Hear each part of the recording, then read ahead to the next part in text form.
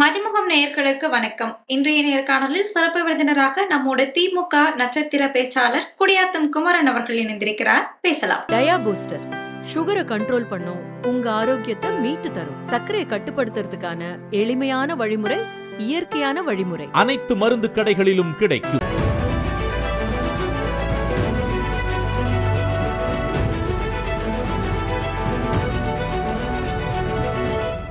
வணக்கம் சார். வணக்கம். திமுக ஆட்சி சிறப்பாக இருக்கு அப்படின்னு ஒரு பக்கம் திமுகவினர் சொன்னாலுமே, அதிமுக சார்பாக பெண்களுக்கு பாதுகாப்பே இல்லை இந்த ஆட்சியில அப்படின்னு மாவட்டங்கள் தோறும் உள்ள தலைநகரத்தில் கண்டன ஆர்ப்பாட்டம் நடத்திருக்கிறாங்க. என்ன சொல்றீங்க? இன்னைக்கு இந்தியாவிலே பெண்களுக்கு பாதுகாப்பான ஒரு ஆட்சி எதுன்னு கேட்டா, தமிழ்நாட்டில் தலைவர் தளபதி தலைமையில நடைபெறுகிற திராவிட மாடல் அரசு தான். மற்ற மாநிலங்களெல்லாம் ஒப்பிட்டு பார்க்கும் பொழுது தமிழகத்தில் தான் பெண்கள் பாதுகாப்பாக இருக்கிறாங்க. ஆனா கடந்த ஒரு 10-15 நாட்களாக ஒரு சில சம்பவங்கள் தமிழ்நாட்டில் நடந்தது. அதை நியாயப்படுத்தி பேச மாட்டேன். நானும் அக்கா தங்கச்சி கூட பிறந்தவன், ஒரு தாய் வயித்துல பிறந்தவன். எனக்கு ரொம்ப மனசு கஷ்டம். இந்த மாதிரி ஒரு டிபேட்ல பேசும்போது தர்ம சங்கடமா இருக்குது அந்த பதில் சொல்றது. ஒரு சில பொறுக்கி பசங்க குடி போதையில இந்த மாதிரி ஒரு இருட்டுல ஆள் நடமாட்டம் இல்லாத இடத்துல இந்த மாதிரி பண்ணிருக்கிறானுங்க. காவல்துறை கடுமையான நடவடிக்கை எடுக்குது. இன்னைக்கு கூட நேற்று கூட பாத்தீங்கன்னா எலெக்ஷன் அனௌன்ஸ் பண்ற அன்னைக்கு மறுநாளே கூட ரவுடி என்கவுண்டர்ல போட்டு தந்தாங்க. இது ஒரு காவல்துறை மேல பயம் இல்ல, ஒரு சமூகத்து மீது பயம் இல்ல, ஒரு குடும்பம் இல்லாத ஒரு பொறுக்கி பசங்க ஒரு போதைப் பொருட்கள் அடிமையாகி அந்த நேரத்துல அவங்க இந்த மாதிரி பண்றாங்கன்னும் போது உண்மையை மனசு கஷ்டமாகுது. அவங்க எல்லாம் கடுமையாக தண்டிக்கப்படுவார்கள். இந்த 5 வருடங்கள்ல பாத்தீங்கன்னா மற்ற மாநிலங்களுக்கும் தமிழ்நாடு ஒப்பிட்டு பார்க்கும் பொழுது தமிழ்நாடு நம்பர் 1 மாநிலம். ஒரு சில சம்பவங்கள் நடந்திருக்கு, அதுக்கு நான் வருத்தப்படுறேன். நான் அவ்வளவுதான் சொல்ல முடியும். ஆனா முதலமைச்சர் சட்டமன்றத்திலே பெண்களுக்கு எதிரான இப்படிப்பட்ட செயல்களில் ஈடுபடுவர்களுக்கு கடுமையான தண்டனை என்று சட்டத்தை கூட ஈட்டியிருக்கிறார். சட்டத்தை கொண்டு வந்திருக்காரு. அந்த அண்ணா பல்கலைக்கழகத்துல ஒரு பையன் ஒரு பெண்ணிட்டு தவறா நடந்துங்கன்னு அவன் 30 வருஷம் ஜெயில இருக்க போறான். இந்த மாதிரி எல்லோருக்கும் தண்டனை. எனவே இது ஒரு 4 பேர் பண்ற தப்பு ஆட்சிக்கு கெட்ட பேரு. இதை அதிமுக இன்னைக்கு மாவட்ட தலைநகர்ல குறிப்பா பெண்களுக்கு பாதுகாப்புலன்னு ஆர்ப்பாட்டம் நடத்துறாங்க. நான் அதுதான் சொல்லணும். எடப்பாடி பழனிசாமி வாய்க்கிலேயே பேசுறாருல, 100 பெண்களை கற்பழிச்சான். 100 பெண்களை வற்புறுத்தி மிரட்டி பிளாக்மெயில் பண்ணி வீடியோ எடுத்து 100 பெண்களை பொள்ளாச்சி ஜெயராமன் பையன் தான் பாலியல் பலாத்காரம் பண்ணான். ஆனா எஃப்ஐஆர்ல அவன் பேர் இல்லை. எடப்பாடி காப்பாத்தினார். அவன் 100 பெண்களை கற்பழிச்சான், 100 பெண்களை அனுபவிச்சான், நாஸ்தி பண்ணான், சினிமாவோட கொடுமையா பண்ணான், ரசிச்சான், என்னென்னவோ பண்ணான், மிருகத்தனமா நடந்துக்கணும், சைக்கோமா நடந்தனா. பல பெண்கள் இறந்து போனார்கள். அவங்க பெத்தவங்க விஷயத்தை வெளியே கொண்டு வரல. இது எல்லாம் எடப்பாடிக்கு தெரியும். ஆனா எடப்பாடி எஃப்ஐஆர்ல பொள்ளாச்சி ஜெயராமன் பையன் வராத மாதிரி பார்த்தினார். அப்ப ஒரு சிஎம் எஃப்ஐஆர் போட்டாங்க. எஃப்ஐஆர் போட்டு பொள்ளாச்சி ஜெயராமன் பையனே கிடையாது. பொள்ளாச்சி ஜெயராமன் பையன் தான் நம்பர் 1 அக்யூஸ்ட். சோ எடப்பாடி காப்பாத்தினார். யாருன்னா அந்த 100 பெண்களை பாலியல் பலாத்காரம் பண்ண பொள்ளாச்சி ஜெயராமன் பையனை காப்பாத்தினார். உலகமே பேசப்பட்ட சம்பவம் எதுன்னு கேட்டா பொள்ளாச்சி ஜெயராமன் பையன் பண்ண அந்த பொள்ளாச்சியில அந்த பெண்களை அவன் சீரழிச்சான். இதெல்லாம் எடப்பாடி பழனிசாமி மனசுல வச்சு பேசணும். இதை தமிழிசை, இந்தி இசை சவுந்தரராஜன், பிஜேபி காரெல்லாம் பேசணும். நீங்க மணிப்பூர்லாம் மனசுல வச்சுன்னு பேசணும். மணிப்பூர் அந்த குடும்பம் எல்லாம் உச்சக்கட்டமான கொடூரம், எந்த நாட்டிலும் நடக்காத கொடூரம். சோ அதுக்காக இப்போ ஒரு 10 நாட்களா நடந்தது ஒண்ணு 2 நடந்துச்சு. அதை நியாயப்படுத்தி பேசல. வரும் காலங்களில் அப்படி எதுவும் நடக்காது போல் இன்னும் கடுமையான சட்டங்களை திராவிட மாடல் அரசு தலைவர் தளபதி கொண்டு வருவார். நீங்க பேசும்போது போதைப் பொருள் பழக்கத்துக்கு அடிமையாக்கி ஒரு சில பேர் இப்படி பண்ணிட்டாங்க அப்படின்னு சொல்லியிருந்தீங்க. அப்ப அந்த போதைப் பொருள் பழக்கத்துக்கு அடிமையாக்குறத தடுக்க வேண்டியது அரசோட கடமை இல்லையா? டாஸ்மாக் கடையில சரக்கு வாங்கி குடிக்கிறோம், அதான் போதை. டாஸ்மாக் கடை ஒண்ணு திமுக கண்டுபிடிக்கலையே. போதைன்றது டாஸ்மாக் தான், வேற என்ன? போதைன்னா டாஸ்மாக் தான் மேடம். 2 லட்சம் கோடி ரூபாய்க்கு போதைப் பொருட்களை கைப்பற்றினாங்க. 2 லட்சம் கோடி மதிப்பான போதைப் பொருட்களை முக்கந்திரா துறைமுகத்துல குஜராத்ல கைப்பற்றினாங்க. பிடிச்சாங்க. காவல்துறை அதிகாரிகள் நேர்மையா பிடிச்சாங்க. அங்க நேவி டிபார்ட்மெண்ட் பிடிச்சாங்க. அந்த ஹார்பர்ல. அந்த ஹார்பர் யார் கண்ட்ரோல்னு கேட்டா மோடி, பிரைம் மினிஸ்டர் மோடியினுடைய ஓனர் அதானி கண்ட்ரோல் இருக்குது. அவர் தான் அதை டெண்டர் எடுத்திருக்காரு. அவர் தான் அந்த ஓனர் முக்கந்திரா ஹார்பருக்கு. அங்க 2 லட்சம் கோடி மதிப்பீடு மட்டும் 2 லட்சம் கோடி சொல்றான். கவர்மெண்ட் வேல்யூவே 2 லட்சம் கோடி சொல்றான். அந்த கொக்கைனு, ஹெரோயின், பிரவுன் சுகர், இப்படி இந்த மாதிரி இதெல்லாம். இது 2 நாள் என்ன சொல்றான், காணா போச்சான்ட்டான். அந்த போதைப் பொருட்கள் காணா போயிடுச்சுட்டான். முறைப்படி பிடிச்சா நார்த்தடிஸ் டிபார்ட்மெண்ட் கிட்ட ஒப்படைச்சு போலீஸ் முன்னால பிரஸ் பீப்புள்ஸ் முன்னால அதை எரிச்சு சாம்பல் ஆகி கடல்ல கரைச்சிடணும். ஆனா போதைப் பொருட்களே தொலைஞ்சு போச்சுட்டான். அது என்ன பண்றான் பிஜேபி RSS இந்தியா ஃபுல்லா சப்ளை பண்ணிட்டான். ஆனா இந்தியா ஃபுல்லா சப்ளை பண்ணி இன்னைக்கு அந்த போதைப் பொருட்கள் தான் அங்கங்க விற்பனை ஆகுது. தமிழ்நாட்டுல சுத்தமா இல்லைன்னு அங்க ஒண்ணு இங்க ஒண்ணு இருக்கு. போலீஸ் புடிச்சிட்டு தான் இருக்கிறாங்க. ஆனா 10 வருஷமா எந்த போதைப் பொருட்களும் எங்க ஏடிஎம் ஆட்சியில எங்க என்ன கஞ்சா கிடைச்சிச்சா, ஹெரோயின் கிடைச்சிச்சா, கொக்கைன் கிடைச்சிச்சா, எந்த போதைப் பொருட்களா கிடைச்சிச்சான்னு எடப்பாடி வாய்க்கிலேயே பேசுறாரு. நீங்க குடிக்கல, நீங்க கண்டு காணாம விட்டுட்டீங்க. பிஜேபி எடுத்து அரசியல் பண்றதுக்கோ பிஜேபி எடுத்து குரல் கொடுத்ததுக்கோ எடப்பாடிக்கு ஆண்மை கிடையாது. அரசியல் ஆண்மை கிடையாது. அதனாலதான் அவர் அந்த கொடநாடு கொலை கொள்ள வழக்கு, ஊழல் வழக்கு, அதிமுக முன்னாள் அமைச்சர் 10 பேர் ஊழல் வழக்கு, அங்க போய் நீங்க அடிமையா உழுந்து கிடைக்கும். ஆனால் இங்க போதைப் பொருட்கள் எங்க யார் விற்கிறாங்க, எப்படியாவது உள்ள வந்தா யார் விற்கிறாங்க, எங்க இருந்தாலும் பறிமுதல் பண்ணுங்கன்னு முதலமைச்சர் தலைவர் தளபதி ஒரு 3 வருடங்களுக்கு முன்பே காவல்துறை அதிகாரிகளை மாவட்ட ஆட்சித்தலைவர் அழைத்து ஒரு உத்தரவு போட்டாங்க. அதனால இப்ப எங்க இருந்தாலும் பிடிக்கிறோம். திமுக கவர்மெண்ட் பிடிக்கிறாங்க. அதனால போதைப் பொருட்கள் நடமாடுறதுக்கு தாண்டி டாஸ்மாக் இருக்குது இல்ல, டாஸ்மாக் ஒண்ணு திமுக கொண்டு வரல. அது காலகாலமாகுது. பிராண்டி ஷாப்பு தனியார் மது வித்திருந்தத அரசாங்கமே இனிமே மது விற்பனை செய்யணும். டாஸ்மாக்னு ஒரு கடையை கண்டுபிடிச்சதே மறைந்த அம்மையார் செல்வி ஜெயலலிதா தான். சோ என்னன்னு கேட்டா அவனுக்கு வந்துட்டு இந்த மாதிரி பண்ணிருக்கிறது ரொம்ப வருத்தத்துக்குரிய விஷயம். அது தூத்துக்குடியில நடந்ததெல்லாம் ரொம்ப வருத்தத்துக்குரிய விஷயம். அதுல அக்கா கனிமொழி ஆறுதல் சொல்ல போறாங்க. அதுல இந்த பிஜேபி காரணங்க ஏடிஎம்கே காரணங்கள் எல்லாம் சேர்ந்துக்கின்னு அவங்கள தகராறு பண்ணி அங்க யாரும் பொதுமக்கள் கிடையாது. நம்ம விசாரிச்ச அப்புறமா நம்ம யூடியூப் காரெல்லாம் ரொம்ப விசாரிச்சாங்க. அங்க ஒரு எதிர்கட்சி ஏடிஎம்கேவும் பிஜேபி காரெல்லாம் ஒன்னா சேர்ந்துக்கின்னு ஏடிஎம்கே பிஜேபி எல்லாம் ஒன்னா சேர்ந்து அங்க கனிமொழி அக்கா கிட்ட அங்க ஒரு தகராறு பண்ணாங்க. சோ இதுக்கு அரசு பொறுப்பேற்காதுன்னு ஒரு பொறுப்பு இல்லாத நான் சொல்ல விரும்பல. ரொம்ப மன வருத்தமா இருக்குது. இந்த மாதிரி பல சம்பவம் 100 பேர் கற்பழிச்சாங்கடா அவன் ஆட்சியில. எடப்பாடி பழனிசாமி துணை போனாரு, குற்றவாளியை காப்பாத்தினாரு. ஓப்பனா சொன்னா சகோதரி மன்னிச்சுக்கணும். அதுக்கு எடப்பாடி பழனிசாமி விளக்கு பிடிச்சாரு, லைட்டு பிடிச்சாரு. நீங்க என்ன திமுக பேசுறது? சிபி சண்முகம் அவர்கள் எனக்கு ஒரு மிகப்பெரிய கனவு இருக்கு. அதாவது நயன்தாரா எனக்கு வேணும். அது முதலமைச்சர் நிறைவேற்றி தரணும் அப்படின்னு சொல்லிக்கிட்டு ஒரு கோரிக்கையை வச்சிருக்கிறாரு. இது எப்படி புரிஞ்சுக்கிறது? அவனை செருப்புல அடிக்கலாமா வேணாம்? முதலமைச்சர் தான வேலை உனக்கு? ஒரு முதலமைச்சரை பார்த்து இவன் சிவி சண்முகம் தொடர்ந்து இப்படிதான் பேசுறான். குடிச்சிட்டு அந்த சரக்கு சண்முகம் குடிகாரன், அவன் குடிச்சிட்டு பேசுற பேச்சு அவன் மேல போலீஸ் ஒரு வழக்கு பதிவு பண்ணல. 10 நாளைக்கு முன்னாள் நான் விழுப்புரம் கோர்ட்டுக்கு போனேன் மேடம். விழுப்புரம் கோர்ட்ல போய் கோர்ட்ல இருந்து எனக்கு சம்மன் வந்துச்சு. நான் ரூலிங் பார்ட்டி பேச்சாளர், திராவிட முன்னேற்ற கழகத்திற்காக மட்டும் பேசுகிற பேச்சாளர் குடியாத்த குமரன், உங்களுக்கும் தெரியும் ஆச்சுங்களா. விழுப்புரம் கோர்ட்ல ஆளுங்கட்சி இப்போ எலெக்ஷன் அறிவிச்சிட்டாங்க. இப்ப எலெக்ஷன் கமிஷன் தான் இப்போ நம்ம ஸ்டேட் கவர்மெண்ட் கண்ட்ரோல். திமுக ஆளுங்கட்சியிலே என் மேல கேஸ் போடுது விழுப்புரம் சைபர் கிரைம் போலீஸ். என்னன்னா நான் சிவி சண்முகத்தையும் சிவி சண்முகம் குடும்ப பெண்களையும் கேவலமா பேசிட்டேன்னு கேஸ் போட்டு சம்மன் வந்துச்சு. கோர்ட்டுக்கு போனேன். என் மேல சிவி சண்முகம் கேஸ் போட்டான். அவன் கோர்ட்டுக்கு வரல. சிவி சண்முகம் குடும்ப பெண்களை நான் கேவலமா பேசுறேன்னு என் மேல கேஸ். இப்போ இவன் என்ன பேசுறான், ஒரு மேடையில் பெண்களுக்கு பாதுகாப்பு இல்லைன்னு பெண்களுக்காக ஆர்ப்பாட்டம் நடத்துறானுங்க.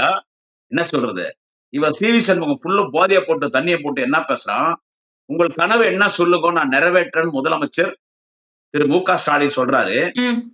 அப்துல் கலாமாவது கனவு காணுங்கள் தான் சொன்னாரு.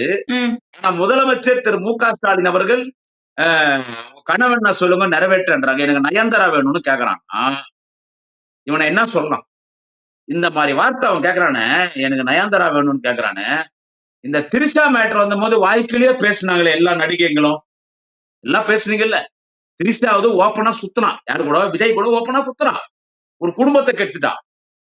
அவங்க பொண்டாட்டி கோர்ட்ல போய் ஒரு நடிகையோட என்னுடைய கணவர் விஜய் தொடர்பில் இருக்கிறாரு, இல்லீகல் கனெக்ஷன் வச்சிருக்காரு, அந்த நடிகை அடிக்கடி என் கணவரோட சமூக வலைத்தளம் இருக்கிற மாதிரி புகைப்படம் எல்லாம் போடுறாங்க. எல்லாருக்கும் தெரியும் திரிஷாதுன்னு எல்லாருக்கும் தெரியும்.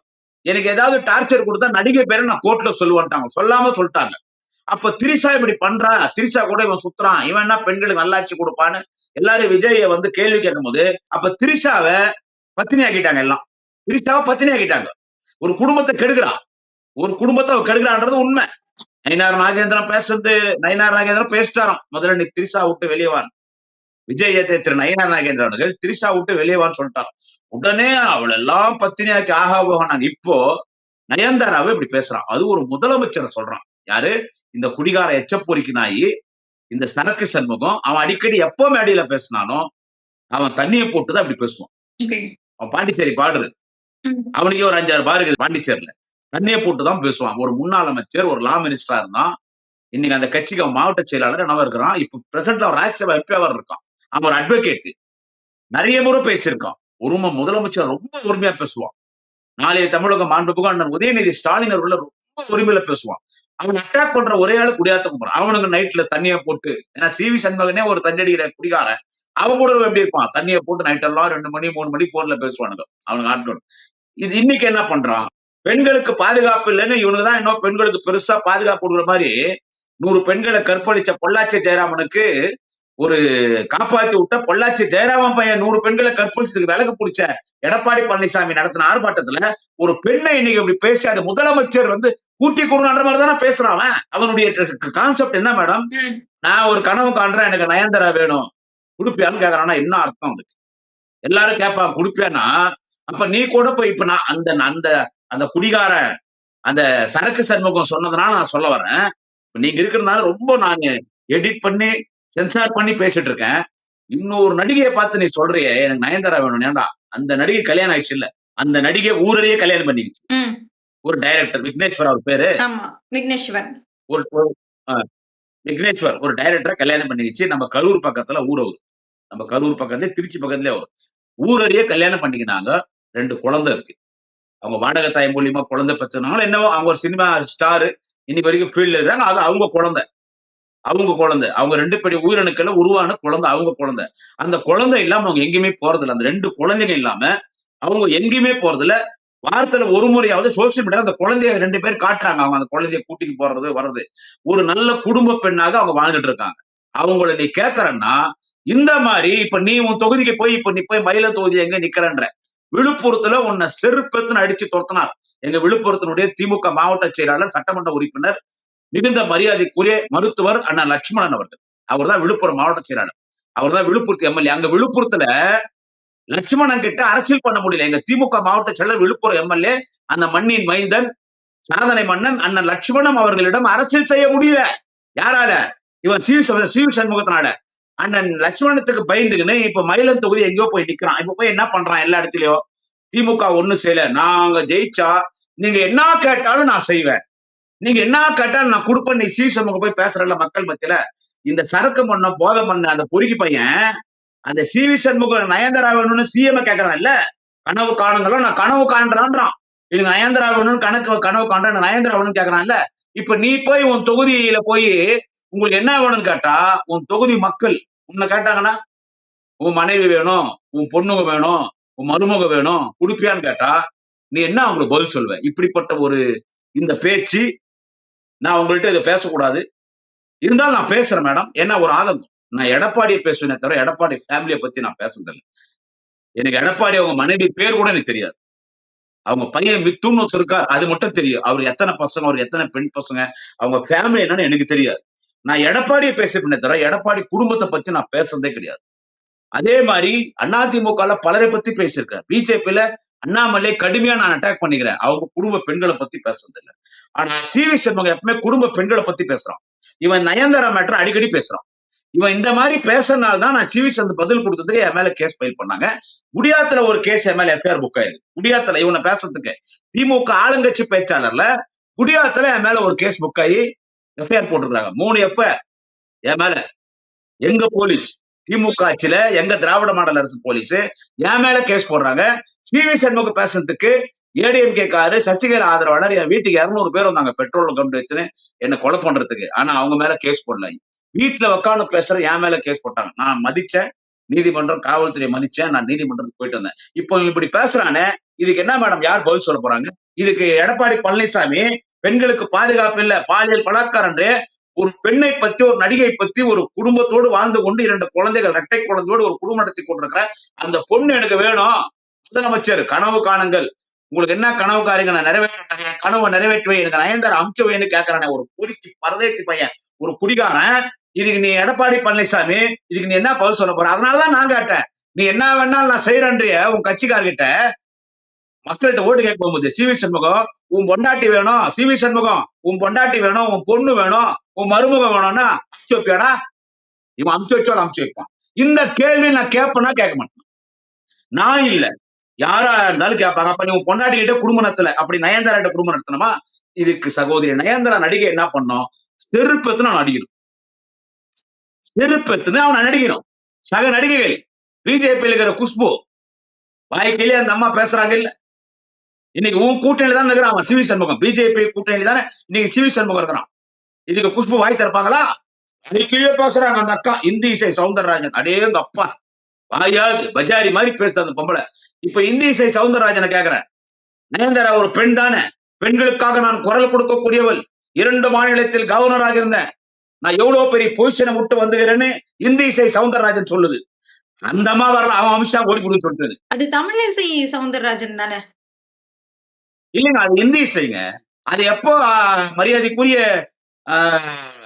நம்முடைய நாடாளுமன்ற மாநிலங்களவை உறுப்பினர் பத்மபூஷன் கலைமாமணி அண்ணன் கமலஹாசன் அவர்கள் தமிழிலிருந்து பிரிந்த மொழி கன்னடம் சொன்னார்.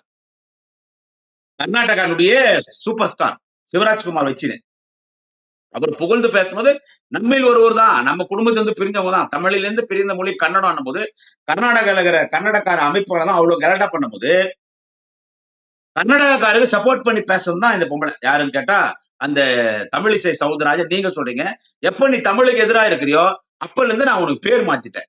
அது இந்தி இசை சவுந்தரராஜன். தமிழ் கற்றுக்கொண்டால் தமிழ்நாடு மட்டும்தான் சுற்றி வர முடியும், இந்தி கற்றுக்கொண்டால் இந்தியா முழுவதும் சுற்ற முடியும், இந்தி தான் முக்கியம் பேசுறது இந்தி இசை சவுந்தரராஜன். அதே கட்சியில அந்த அம்மா ஒண்ணுக்குறாங்க பாரு, நம்ம மாமி நிர்மலா சீதாராமன். அந்த ஆயா என்ன பண்ணாங்க, தமிழ் கத்துக்கினா தமிழ் படிச்சா பிச்சை மட்டும் தான், பிச்சோ எடுக்க முடியாது நாங்க, இதெல்லாம் பிஜேபி கேங்க, அதனால அவங்க இந்தி இசை சவுந்தரராஜன் சொன்னேன். இப்ப அந்த அம்மா வாய் திறப்பாங்களா? உன் கட்சி உன் கூட்டம் இருக்கிற அந்த குடிகாரன் அந்த சிவி சண்முகம் பேசுறான், எனக்கு நயன்தாரா வேணும்னு பேசுறான். யார் வாய் திறப்பீங்க? அதிமுக மகளிர் அணி இல்ல எத்தனை பேர் இருக்கீங்க? நடிகைகள் என்ன பண்ணுவீங்க? ஏன் எடப்பாடி பழனிசாமிக்கு அறிவு இல்ல? அவனை எத்தனை முறை நீ கூப்பிட்டு கண்டிச்சு இல்ல பேசாத மேடையில சொல்லிட்டு. அப்ப நீ பேசினா ஏன் குடியாத்த குமரன் பேச மாட்டான்? ஏன் குடியாத்த குமரன் பேச மாட்டான்? ஒரு முதலமைச்சர் எனக்கு நடிகை ஒண்ணுன்னு கேட்கிறேன், என்னடா நினைச்சிட்டு இருக்கீங்க நீங்க உங்க மனசுல? ஏண்டா அவர் அமைதியா இருக்காரு, எது வேணாலும் பேசலாமா? நீங்க தேர்தல் கமிஷன் என்னங்க அறிவிச்சிருக்குது, தனிநபர் விமர்சனம் பண்ணக்கூடாதுன்ட்டாங்க. உடனே எனக்கு போலீஸ் ஸ்டேஷன்ல இருந்து போனு, தேர்தல் தேதி அறிவிச்சு 10வது நிமிஷம் எனக்கு ஒரு காவல்துறை உயர் அதிகாரி போன் பண்றாரு. I don't like to mention that respected police officer name. அவரு, குமரன் இனிமே பேச மாதிரில இப்ப பேசாதப்பா, கொஞ்சம் பார்த்து பேசுமா, எங்களுக்கு பிரச்சனை. சரி, நம்ம எல்லாம் பேசுறான்னு என்ன பண்ற? குடியாத்த குமரன் பேசக்கூடாதுன்னு சொல்ற. இப்ப சிவி சண்முகம் பேசுறான, எலெக்ஷன் அறிவிச்சாச்சு, தேர்தல் நடைமுறை வந்துருச்சு, தேர்தல் நடைமுறை வந்துருச்சு. தக்காளி வியாபாரி, கூலி வேலை செய்யறவன், தக்காளி வியாபாரி, கூலி வேலை செய்யறவன், இளநீர் வியாபாரி, விவசாயி, இவங்களோட பணம் எல்லாம் பாவம் கஷ்டப்பட்டு வேறு விஷயத்தை எடுத்து போற பணம் எல்லாம் 50,000 55,000 லட்சம் ரூபாய் பிடிச்சுட்டு இருக்காங்க. ஒருத்தர் அவங்க அம்மா ஹாஸ்பிட்டல் அட்மிட் பண்ணிக்கிறான், ஆபரேஷன் பண்ண காசு பிடிச்சிட்டாங்க. தேர்தல் நடைமுறைக்கு வந்துருச்சு இல்ல. இப்ப அவன் எப்படி பேசுறான்? தேர்தல் கமிஷன் வாலண்டியா இப்ப அவன் மேல கேஸ் போட்டு அவன் அரெஸ்ட் பண்ணலாமே. ஒரு சிஎம் நயன்தாரா வேணும் கூட்டினது விடுன்னு சொல்றானே. இப்ப உன் கட்சிக்காரன் ஏடிஎம்கேக்காரன் சரக்கு சண்முகம், குடிகார சண்முகம், சிவி சண்முகிட்ட உன் பொண்டாட்டி கூட்டினது விடுறா, அவன் பொண்டாட்டி வேணும், உன் பொண்ணுங்களை கூட்டு விடுறா, அவன் பொண்ணு வேணும், உன் மருமகளை கூட்டு விடுறா, மருமக வேணும்னா கூட்டு போய் விடுவியா? இது நியாயமான கேள்வி. அவன் கேட்டான், அதுக்கு நான் கேட்கிறேன், அவன் கேட்டது. இதை எடப்பாடி நீங்க என்னடா பெண்களை பத்தி பேசுறது? நீங்க என்ன பெண்களை பத்தி பேசுறது? அதிமுக ஆட்சியில எல்லா பெண்கள் பாதுகாப்பா இருந்துட்டாங்களா? அதிமுக ஆட்சியில எல்லா பெண்கள் பாதுகாப்பா இருக்கிறாங்களா? இன்னைக்கு எடப்பாடி பழனிசாமி கொத்தடிமையா இருக்காரு, ஆபீஸ் பாயா இருக்காரு, பியூனா இருக்காரு, வாட்ச்மேனா இருக்காரு, பாத்ரூம் கிளீனரா இருக்காரு. பிஜேபி ஆட்சி செய்யற எந்த மாநிலத்தாவது பெண்கள் பாதுகாப்பு இருக்கிறாங்களா? இப்போ வந்து ஒரு 10 நாள் 2-3 சம்பவம் நடந்துச்சு, அதை நான் ரொம்ப வருந்துறேன். அதை நான் நியாயப்படுத்தி பேசல, ரொம்ப வருந்துறேன். அதிகாரிகள் ஒரு ஆட்சிக்கு ஒத்துழைப்பு கொடுக்கணும், போலீஸ் ரவுண்ட்ஸ் போகணும். அதுக்காக போலீஸ் நம்ம குறை சொல்ல முடியாது, நடந்துருச்சு. இனியும் வர இருக்கிற திமுக ஆட்சியில 23ஆம் தேதி, ஏப்ரல் 23ஆம் தேதி சட்டமன்ற தேர்தல், 4ஆம் தேதி வாக்கு எண்ண போறாங்க. 4ஆம் தேதி வாக்கு எண்ணும் போது 200க்கும் மேற்பட்ட இடத்தில் திமுக கூட்டணி வெற்றி பெற போகிறது. மீண்டும் தலைவர் தளபதி ஸ்டாலின் தான் முதலமைச்சர், துணை முதலமைச்சர் உதயநிதி திமுக அமைச்சரை தான். இன்னும் கடுமையான சட்டங்கள், பெண்களுக்கு எதிராக, பெண்களுக்கு பாலியல் தொல்லை தரக்கூடிய இப்படிப்பட்ட சமூக விரோதிகளுக்கு, இப்படிப்பட்ட பொறுக்கி பசங்களுக்கு என்கவுண்டர்ல போட்டுருணுங்க மேடம். இது என்னுடைய தனிப்பட்ட கருத்து.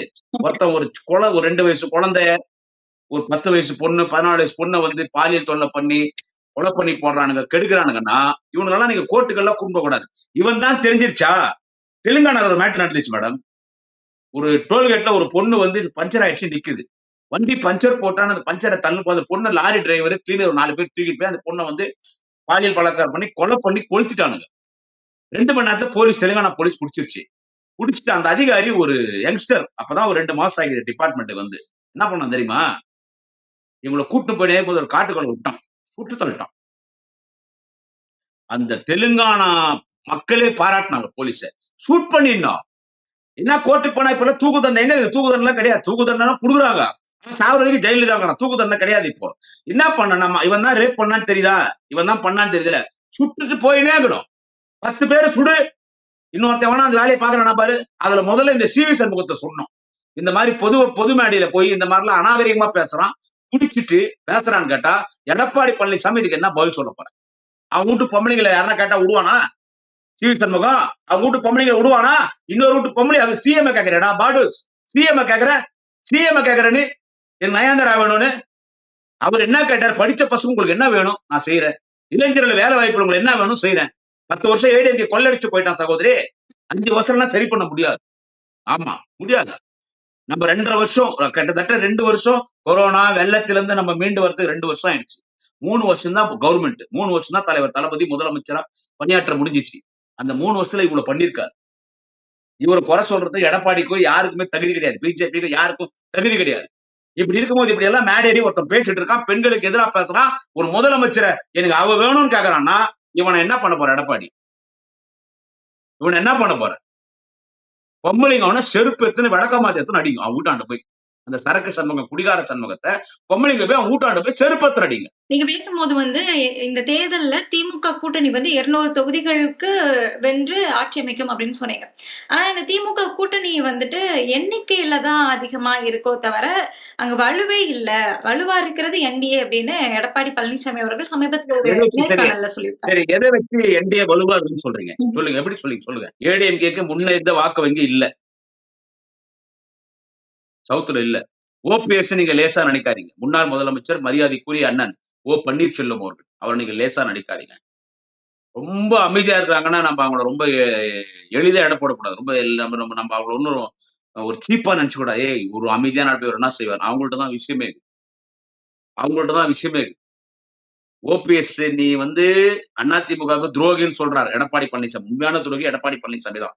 அவர் எவ்வளவு முயற்சி பண்ணார். நம்ம அதிமுக தொண்டனாவது இருந்துடலாம். ஏன்னா அந்த அம்மா செல்வி ஜெயலலிதா அதிமுக 3 முறை நம்மள முதலமைச்சர் ஆகிச்சு. அந்த கட்சி விட்டு நம்ம ஏன் போனோம்? நீ தான் நீக்கின. ஓபிஎஸ் தான் நீ வளர முடியாதுன்னு நீக்கிட்ட. கடைசி வரைக்கும் நீ அவரை சேர்க்கல. அவர் சரி ஒரு நல்ல தலைவனா ஏத்தணும்னு திராவிட முன்னேற்ற கழகத்தில் தன்னை இணைத்துக் கொண்டார். சவுத்துல ஒரு பெரிய பாதிப்பு ஏடிஎம்கே.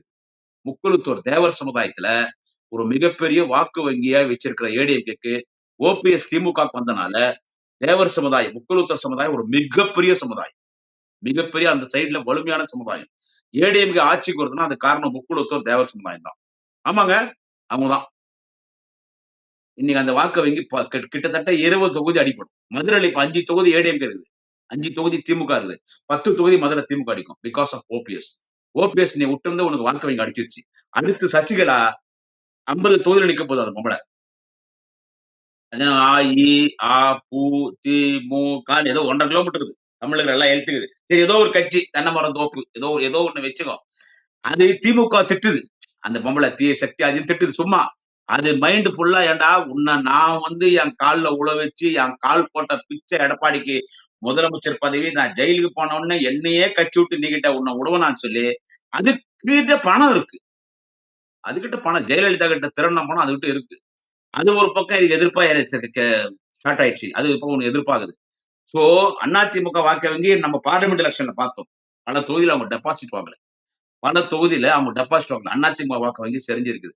அடுத்து பிஜேபி என்ன வாக்கு வங்கி இருக்கு சகோதரி?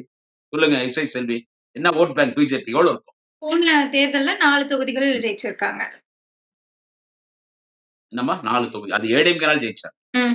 அவங்களுக்கு 3.5% இருந்து 4% வாக்கு. அது யாராலும் கேட்டா பிஜேபினால கிடையாது, மோடினால கிடையாது. அண்ணாமலை என்கின்ற ஒரு தனிப்பட்ட நபர். அண்ணாமலையே நாம் பேசாத பேச்சு இல்ல. அவர் பேசினார், நான் பேசினேன். ஆனா உண்மை சொன்னா பிஜேபி வளர்ந்துச்சு தமிழ்நாட்டுல. பிஜேபி பேசப்படுற ஒரு கட்சியா வந்துச்சுன்னு கேட்டா, அதுக்கு காரணம் அண்ணாமலை என்கின்ற ஒரு முன்னாள் போலீஸ் அதிகாரி. இப்ப அண்ணாமலை இல்ல. இப்ப நயினார் நாகேந்திரன். அண்ணாமலை பிஜேபியில தலைவரா இருந்தா நாங்க பிஜேபி கூட்டணிக்கு வரமாட்டோம்னு சொன்னது எடப்பாடி பழனிசாமி. நான் அடிமைதான், கொலை பண்ணிட்டேன், திருட்டேன். இருந்தாலும் நான் எனக்கும் கொஞ்சம் தன்மானம் இருக்குதுல்ல. அண்ணாமலை எங்க அம்மா வந்துட்டு திருடி கொலைகாரின்னு சொல்லிட்டான். அண்ணாமலை தலைவரா இருந்தா நான் எப்படி கூட்டணி வருது? இவங்க தான் சொன்னாங்க நயினார் நாகேந்திரன் பிஜேபி தலைவரா போடு. ஏன்னா நயினார் நாகேந்திரன் ஏடிஎம்கே இருந்து போனவர். இப்ப அண்ணாமலை எடுத்துட்டாங்க. அண்ணாமலை இருக்கும்போது பிஜேபி எப்படி இருந்துச்சு, இப்ப எப்படி இருக்கு? இங்க அண்ணாமலை சப்போர்ட் பண்ணி பேசல. அண்ணாமலை எனக்கு எதிரி தான். இப்போ பிஜேபி எம்பி எலெக்ஷன்ல வாங்கின வாக்கு வங்கியோ, அதுக்கு முன்னால் எம்எல்ஏ எலெக்ஷன் வாக்கு வங்கியோ கிடையாது. அது குறைஞ்சிருச்சு. அதுக்கடுத்து என்ன கட்சி அங்க வாக்கு வங்கி? பாட்டாளி மக்கள் கட்சின்னு சொல்வீங்க. பாட்டாளி மக்கள் கட்சிக்கு முன்ன இருந்த அந்த வன்னியர் சமுதாயத்தின் வாக்கு வங்கி இப்ப பாமக கிடையாது. அப்பன்னு புள்ளி பிரிஞ்சுட்டாங்க. பிரிச்சுட்டான் பிஜேபி. அன்புமணி நம்பர் 1 ஃப்ராட் பாலிடிக்ஸ்ல. Number 1 fraud. அவங்க அப்பா கிட்ட துட்டு திருடிட்டு போயிட்டான். அவங்க அப்பா அம்மாவே அடிச்சான். வார்த்தையில் அடிச்சான். நான் சொல்ல. அவர் டாக்டர் ராமதாஸே சொன்னார். வன்னியர் அறக்கட்டளை துட்டெல்லாம் திருடி அந்த வன்னியர் அறக்கட்டளை சொத்தெல்லாம் அவங்க பொண்டாட்டி அவங்க பொண்ணுங்க பேர்ல எழுதிட்டான். இன்னைக்கு வன்னியர்கள் அவன் மேல வெறுப்பாகிறாங்க. இன்னொன்னு கேக்குறேன், வன்னியர்கள் எப்படி ஏடிஎம்கே ஓட்டு போடும்? நீங்க அந்த அந்த அந்த கூட்டணி வலுன்னு சொல்றீங்களே, இதே எடப்பாடி பழனிசாமி போன முறை முதலமைச்சர் இருக்கும்போது லாஸ்ட் எலெக்ஷன்ல எலெக்ஷன் கமிஷன் தேர்தல் அறிவிக்கிறதுக்கு 4 மணி நேரத்துக்கு முன்னால வன்னியர்களுக்கு 10.5 கொடுத்துட்டேன்னு சொல்றாங்க. இது அன்புமணியே சொன்னது. அவங்க மனைவி திருமதி சௌமியா அன்புமணியே சொன்னது. எம்பி எலெக்ஷன் எங்களை ஏமாத்திட்டார் எடப்பாடி. எலெக்ஷன் கமிஷன் தேர்தல் அறிவிக்கிறதுக்கு ஒரு 4 மணி நேரத்துக்கு முன்னால வன்னியர்களுக்கு 10.5 கொடுத்துட்டேன்னு சொல்லிட்டாரு. அப்படி கொடுக்க முடியாது. அதெல்லாம் 2 வருஷம். அதெல்லாம் வந்து சென்சஸ் இருக்கு. அதெல்லாம் வந்து ஜாதி வாரி கணக்கெடுப்பு நடத்தணும். இப்பதான் சென்ட்ரல் கவர்மெண்ட் அது பர்மிஷன் கொடுத்துருக்கான். பிஜேபி கவர்மெண்ட் ஒன்றிய அரசு 6 மாசத்துக்கு முன்னாலதான் சும்மா சொல்லி வன்னியர்களை ஏமாத்தி வன்னியர் ஓட்டு வாங்கிட்டார். ஆனா அந்த வன்னியர் வாக்கு வராது. ஏன்னா அன்புமணி ராமதாஸ் எல்லாம் பிரிஞ்சாச்சு. ஏங்க விஜயகாந்த் எங்க கட்சி ஆரம்பிச்சாரு? வன்னியர் பெல்ட்ல. அவர் எங்க எம்எல்ஏ ஆனாரு? விருதாச்சலத்துல எம்எல்ஏ ஆனார். ரிஷிவதத்துல ஆனாரு. வன்னியர் தொகுதி. விஜய் இப்போ எங்க மாநாடு போட்டான்? தற்கூரி விக்கிரவாண்டியில மாநாடு போடுறான். சோ எல்லாமே வன்னியர் நான் வன்னியர்ஸ் போய் கட்சி ஆரம்பிக்கிறான், ஜெயிக்கிறான். நீ வன்னியர் என்ன பண்ணிட்டு இருக்க? பாட்டாளி மக்கள் என்ன பண்ணிட்டு இருக்கு? அதனால பிஎம்கே ஒரு டம்மி டஸ்ட்பின் பார்ட்டி. இப்போ அதுக்கு பெருசா நீங்க நினைக்கிற மாதிரி வாக்கு வங்கி இல்ல. இந்த முறை வன்னியர்கள் எல்லாம் திமுக தான் ஓட்டு போட்டு போறாங்க. அதுக்கு அடுத்து எந்த கட்சி சொல்லு மேடம்? இப்ப கட்சின்னு சொன்னா அதிமுக, பிஜேபி, பாமக மேடம். அடுத்து எந்த கட்சியாக வாக்கு வகிக்கிற கட்சி கொஞ்சம் சொல்லுங்க. தமிழ் மாநில காங்கிரஸ். தமிழ்நாடு ஃபுல்லா ஒரு டெம்போ டிராவலர் வச்சா ஏத்திடலாம். அடுத்து யாரு இருக்காங்க அதுல? ஜான் பாண்டியன் இருக்கா. அப்படி அவரு எழுச்சி தமிழர் அண்ணன் திருமாவளவன் மாதிரி ஒரு பவர்ஃபுல் லீடர் கிடையாது. அவர்கள பெருசா வாக்கு வங்கி எல்லாம் கிடையாது. ஆச்சா. அதுக்கடுத்து கேள்விப்பட்ட எம்எல்ஏ திரு ஜெகன்மூர்த்தி இருக்கிறார். அவரது புரட்சி பாரத கட்சி. அது எங்க பக்கம் எங்க மாவட்டத்துல எங்க திருவள்ளூர் டிஸ்ட்ரிக்ட், காஞ்சிபுரம் டிஸ்ட்ரிக்ட், இங்க இந்த தொகுதி இந்த பக்கம் மட்டும்தான் அதுக்கு இருக்கக்கூடிய அந்த கட்சிக்கார். தமிழ்நாடு ஃபுல்லா 234 தொகுதியில விடுதலை சிறுத்தைகள் மாதிரி அவங்க இருக்காங்கன்னு கேட்டா இல்ல. சோ வாக்கு வங்கி கிடையாது. அதுக்கு அடுத்து துண்டு துக்கடா ஏசி சண்முகம் இருக்கா. அப்படி உதயநிதி கட்சி ஒரு மிகப்பெரிய சமுதாயம். முதலியார் சமுதாயம் மதிக்கப்பட வேண்டிய ஒரு மிகப்பெரிய சமுதாயம் தான். ஆனா மோயார்கள்லாம் ஏசி சண்முகத்துக்கு திரு ஏசி சண்முகம் அவர்களுடைய புதிய கட்சி ஓட்டு போட்டுருவாங்களா? எங்க குடியாத்தம் மோலியார் பெல்ட், வேலூர் மோலியார் பெல்ட், வாணியம்பாடி மோலியார் பெல்ட், வேலூர் டிஸ்ட்ரிக்டே மோலியார் belt, Tiruvannamalai district, Kanchipuram district. மோலியார்னாலே திமுக, திமுகன்னா மோலியார். திமுகவே மோலியார் கட்சிடுவாங்க. சோ அந்த ஓட்டு கிடையாது. மீதி எல்லா விசிட்டிங் கார்டு கட்சி. ஒரு பெரிய தலைவர் யார் சொல்றீங்க? ஆனா திமுக திராவிட முன்னேற்ற கழகம், காங்கிரஸ் பேர் இயக்கம், எழுச்சி தமிழர் தொழில் திருமாவளவன் விடுதலை சிறுத்தைகள் கட்சி, இந்திய கம்யூனிஸ்ட் கட்சி, மார்க்சிஸ்ட் கம்யூனிஸ்ட் கட்சி, அண்ணன் ஈஸ்வரனுடைய கொங்கு நாடு மக்கள் முன்னேற்ற கழகம் அது இருக்குங்க. மறுமலர்ச்சி திராவிட முன்னேற்ற கழகம் அண்ணன் வைகோ அவர்கள் ஒரு மூத்த தலைவர். இந்திய அளவில் ஒரு மூத்த தலைவர் புரட்சி புயல் அண்ணன் வைகோ அவர்கள். எங்களுக்கு பிரச்சாரத்துக்கு மிகப்பெரிய பலமாக இருக்கக்கூடிய தலைவர் வைகோ அவர்கள். வைகோ இருக்கிறாருங்க. இந்திய யூனியன் முஸ்லீம் இருக்கிறதுங்க. மனிதநேய மக்கள் கட்சி இருக்குங்க. இன்னும் இருக்கிற தமிழ் அன்சாரி இன்னும் முஸ்லீம் அமைப்புகள் எல்லாம் எல்லாரும் இங்க வந்தாச்சுங்க. புதுசா முக்குளத்தூர் புலிப்படை நம்ம இவரு கருணாஸ் நடிகர், அவர் ஏற்கனவே ஏடிஎம்கேல எம்எல்ஏ, அவரும் நம்ம கிட்ட வந்தாச்சுங்க. அதே மாதிரி தனியரசு கொங்கு பெல்ட்ல அவருக்கு ஒரு பெரிய மரியாதை இருக்குங்க. அவரு எங்கள்கிட்ட இருக்காங்க. நான் சொல்ற இந்த தலைவர்கள் எல்லாம் சட்டமன்றத்தில் பணியாற்றியவர்கள். எல்லோருக்கும் வாக்கு வங்கி இருக்கிறது. அப்புறமா தமிழக வாழ்வுரிமை கட்சி மரியாதைக்குரிய அண்ணன் வேல்முருகன் அவர்கள், அவர் வன்னியர் சமுதாயத்தினுடைய தலைவர். அவருக்கும் வன்னியர் பகுதியில் அவருக்கும் ஒரு கடலூர் மாவட்டம், விழுப்புரம் மாவட்டத்தில் அவருக்கும் வாக்கு வங்கி இருக்குது. சோ நான் சொல்ற எல்லாருக்கும் 10 தொகுதி 20 தொகுதி தமிழகம் முழுவதும் வாக்கு வங்கி இருக்கிற கட்சி, சட்டமன்றத்துல இருக்கிற கட்சி, இருந்த கட்சி. இப்போ உங்கள்ட்ட யாருப்பா? எதை வச்சு நீங்க சொல்றீங்க அந்த கூட்டணி வலிமையா இருக்குது? தொடர்நடிகையாக அதிமுகவுக்கு அடிமையாக இருக்கிற எடப்பாடி பழனிசாமி எப்படி நீங்க வலிமையா இருக்குதுன்னு சொல்றீங்க? சொன்னது எடப்பாடி சிலிண்டருக்கு அலைய விட்டானே பழனிசாமி. அந்த ஆளு மோடி. ம். சிலிண்டருக்கு அந்த ஆளு அலைய விட்டானே நம்மள இப்போ. ஓகே. தேவையில்லாம போய் ட்ரம்ப் கிட்ட போய் நட்பை வச்சு அவன் ட்ரம்ப் பைத்தியக்காரன், அந்த அமெரிக்க அதிபர் ட்ரம்ப், அவன் ரூல்ஸ். இப்ப நம்ம சிலிண்டருக்கு எவ்வளவு கஷ்டப்படுறோம். ஆனா தலைவர் தளபதி அவர்கள் ஹோட்டல்கார கஷ்டப்படாதீங்க, கரண்ட்டை பயன்படுத்தினா 2 யூனிட் குறைகிறேன்ட்டார். ம். இதெல்லாம் அவனும் பேச மாட்டான். 2 யூனிட் குறைகிறேன்ட்டார். சோ இப்படி இருக்கும்போது இது எந்த வகையில இந்த கூட்டணி வலிமையான கூட்டணி? திமுக கூட்டணி வலிமையா இருக்குது. மக்கள் திமுக பக்கம் இருக்கிறாங்க. ம். இதுல அந்த பக்கம் தற்கூரி விஜய் தனித்து போட்டி அந்த ஒரு அப்படின்னு பக்கம் நிக்கிறான். சொல்லியிருக்காங்க. அவன் கடுமையான ஓட்ட பிரிப்பான். ஓகே. அஹ் தனித்து போட்டி அப்படிங்கறத அவன் ஓட்ட உறுதிப்படுத்திருக்காங்க. பிரிப்பான் மேடம். ம். தனித்து போட்டியில அவங்க தனித்து தான் போட்டிடுவாங்க. ம். நான் ஆரம்பத்திலே சொல்லுகிறேன். நான் ஆரம்பத்திலே சொல்றேன். ஏன்னு வச்சுங்க, எடப்பாடி பழனிசாமி சிஎம் ஆக்குறதுக்காக தற்கூரி விஜய் கட்சி ஆரம்பிச்சிருந்த. இவன் சின்ன சின்ன பசங்க எல்லாம் போய் அங்க விஜய் விஜய்னு பேசிட்டு இருக்காங்களே, அவங்களே காரி துப்பிடுவாங்க. ஒரு கணிசமான ஓட்டு இருந்தாலும் வாங்கும். ஒரு 4000 ஓட்டு, 5000 ஓட்டு, 6000 ஓட்டு. இதுல சீமான் 8% ஓட்டு வாங்கினார் மேடம். ம். இந்த முறை ஒரு 3% மேல தாண்ட முடியாது. ஓகே. விஜய் சீமான் வந்ததுனால. ஓட்டு இவர் வாங்குவார். ம். ஆமா, சீமான் ஓட்டு விஜய்க்கு விடும். ஒரு 5ல இருந்து 6% வந்தா பெரிய விஷயம் ம். விஜய்க்கு. தொகுதியில டெபாசிட்டே வாங்க முடியாது. ம். விஜயே ஜெயிக்க முடியாது. இதுதான் உண்மை. ஓகே. விஜயே ஜெயிக்க முடியாது. விஜய் வந்து உதயசூரியனுக்கு பக்காவா உதயசூரியன் கொடுற ஓட்ட விஜயால பிரிக்க முடியாது. இந்த சின்ன பசங்க ஓட்டு, நியூ கமர்ஸ் ஓட்டு, ஓட்டு இல்லாத பசங்க தான் நிறைய பேர் அங்க இருக்கிறது. அதுல பாதி பேர் ஓட்டு இருக்கிறவங்க வந்து எஸ்ஐஆர் நீக்கிட்டான். சோ விஜய் கிட்ட கூடுற கூட்டம் அந்த ஓட்டா மாறுமான்னு கேட்டா மாறாது. சிரஞ்சீவி விடவா இவரே விஜய். சோ எல்லா வகையிலும் பார்க்கும்போது திமுகவுக்கு வெற்றி வாய்ப்பு பிரகாசமா இருக்கு. திமுகவுக்கு வெற்றி வாய்ப்பு பிரகாசமா இருக்கு. இன்னைக்கு சும்மா இல்லாம சூப்பர் ஸ்டார் ரஜினிகாந்த் வர பகைச்சினானுங்க இவனுங்க. அந்த வந்து திருட்டு சொல்லிக்கிறான் ஒரு ஆக்சுவலி ஆதவர்தன். ஆ. அவன் ஏதோ டிஎம்கே டேமேஜ் பண்ற மாதிரி சூப்பர் ஸ்டார் ரஜினிகாந்த் அரசியல் கட்சி ஆரம்பிக்கிறது வந்து திமுக மிரட்டிச்சு அவரை மிரட்டி அவர் கட்சி ஆரம்பிக்கிற மாதிரி பண்ணிட்டாங்க அப்படின்னு பேசிவிட்டான் மேடியில. ம். அங்கதான் முதலமைச்சர் தலைகழிவா பேசணும், நான் வச்சு செஞ்சுட்டேன். அதுக்கு என் மேல ஒரு கேஸ். ஆதவர்ஜனா மேல police department case FIR book பண்ணல. ஆதவர்ஜனா இப்படி பேசிட்டானு ஆதவர்ஜனா விஜய் திட்டத்துக்கு குடியாத்த போலீஸ் ஸ்டேஷன்ல எம்எல்ஏ விஜய் கட்சிக்காரன் கம்ப்ளைண்ட் கொடுக்கலாம், எம்எல்ஏ எஃப்ஐஆர் போட்டார். ஆனா விஜய் கட்சிக்கார மேல போடல. இல்ல விஜய் விஜய் கட்சிக்காரங்க கட்சியும் மேல போடல. இப்ப அந்த போட்டாலுமே ரஜினிகாந்த் அவங்க பேசினால ஆட்சிக்கு வந்ததுக்கு அப்புறமா அதை வந்து சொல்லுங்க. எஃப்ஐஆர் ரிமூவ் பண்ணிருவேன்னு ஆதவர்ஜுனா தைரியம் கொடுத்திருக்காரு. ஏங்க என் மேல எஃப்ஐஆர் போட்டாங்க, அவன் மேல போடல. அவன் மேல எங்க என் குடியாத்துல என் மேல போட்டாங்க. நான் சொல்றேனே, ஆளுங்கட்சியில என் மீது 6 வழக்குகள். ஆளுங்கட்சியில என் மீது 6 வழக்குகள். போலீஸ் போட்டது, குடியாத்தம் போலீஸ் என் மேல 6 வழக்கு போட்டாங்க. நான் என்ன சொல்றேன், அவன் சூப்பர் ஸ்டார சொல்றான். என்ன சொல்றான், அவர் பயந்துட்டாருன்றான். சூப்பர் ஸ்டார் யார் பார்த்தாலும் பயப்படுவாரா? ஆனாப்பட்ட ஜெயலலிதாவை எதிர்த்த ஒரு சூப்பர் ஸ்டார் ரஜினிகாந்த். அவர் பேரு சிவாஜி ராவ். அவர் உண்மையான பேரு சிவாஜி ராவ். சத்ரபதி சிவாஜி, மாவீரன் சிவாஜி. ஆங்கிலேயர்கள் ஏகாதிபத்தியத்தை எதிர்த்தவன் மாவீரன் சிவாஜி. சிவாஜி பரம்பரையில வந்தவர் சூப்பர் ஸ்டார் ரஜினிகாந்த். ஜெயலலிதாவை எதிர்த்தவர்.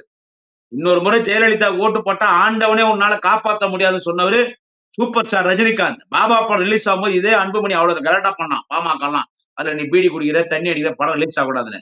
பாட்டாளி மக்கள் கட்சி அன்புமணிக்கு தண்ணி காட்டினவர் சூப்பர் ஸ்டார் ரஜினிகாந்த். அவர் யாரை பார்த்து பயந்துருவாரு? எங்க குடும்பத்துல ஒருத்தர் மாதிரி சூப்பர் ஸ்டார் ரஜினிகாந்த். அவர் ஏன் திமுக மிரட்டுது? இன்னைக்கு அவரே அறிக்கை வெளியிட்டார். அபாண்டமா பழி சொல்ற திமுக எங்க என்ன மிரட்டுச்சு சொல்லி கடைசி ஒரு எச்சரிக்கை விட்டுருக்காரு. பொறுத்திருந்து பார்க்கலாம் நினைக்கிறேன். காலம் பதில் சொல்லும் அப்படின்னு சொல்லியிருக்காரு. அதான் காலம் பதில் சொல்லணும்னா விஜய் மேட்டர் முடிச்சிடான்னு கணக்கு. அவங்க எல்லாம் எங்கேயோ ஒரு பக்கங்கிறாங்க. சூப்பர் ஸ்டார் எதனா பேசினா தலை அஜித் பொறுத்துக்க மாட்டார். சூப்பர் ஸ்டார் எதனா பேசினா அஜித்துக்கு வந்து சூப்பர் ஸ்டார் மேல ஒரு மிகப்பெரிய மரியாதை உண்டு. அஜித் வளர்ச்சியை ரொம்ப விரும்பின ஒரு சூப்பர் ஸ்டார். எப்பவுமே ஒரு நடிகர் ஸ்டாரா இருந்தா இன்னொரு நடிகை வளர்றதை விரும்ப மாட்டாங்க.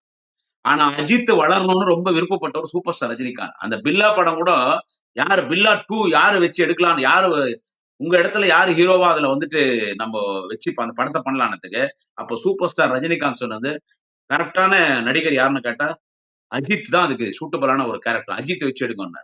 இப்ப அஜித் சும்மா இருப்பாரா? அதனால இவனுங்க எல்லாம் ஏதோ பேசுறானுங்க. என்ன இப்படிதான் பேசுவான். இப்ப சிவி சண்முகம் பேசினான், அது எடப்பாடி நீ என்ன சொல்ல போற?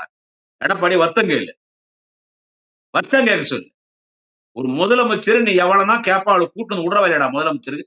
அதுவும் பாவம் அந்த நடிகை கல்யாணம் ஆகி புருஷன் குழந்தை குட்டின்னு அது ஒரு குடும்ப வாழ்க்கையில இருந்து நடிச்சிட்டு இருக்கு. அது நடிச்சிட்டு இருக்கு. அத பத்தி நீ பேசுற. இது பேசுறேன் நான். குடிச்சு புட்டா நீ என்ன வேணாலும் பேசுவ சிவி சண்முகம். ஏன் குடிச்சிட்டு நீ போதையில வீட்டுக்கு போறே சிவி சண்முகம். உன் பொண்டாட்டி, உன் பொண்ணு, உன் மருமகம் உனக்கு தெரியுதுல்ல? இதான் என் பொண்டாட்டி, இதான் என் மருமகம், இதான் என் பொண்ணுன்னு தெரியுதுல்ல உனக்கு? குடிச்சிட்டா? அப்ப மேடையில பேசும்போது உனக்கு தெரியலடா என்ன பேசுதுன்னு சொல்லிட்டுன்னு?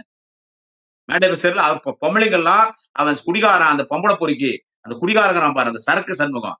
அவனை வீட்டு தேடி போய் விழுப்புரம் மாவட்டத்தில் இருக்கிற பெண்கள் எல்லாம் போய் அவனை செருப்பால் அடி. நயன்தாரா, நடிகை நயன்தாரா, அவன் சிவி சண்முகம், சரக்கு சண்முகத்தை செருப்ப கேட்டு அடிக்கும். செருப்பு அடிங்க அவனை.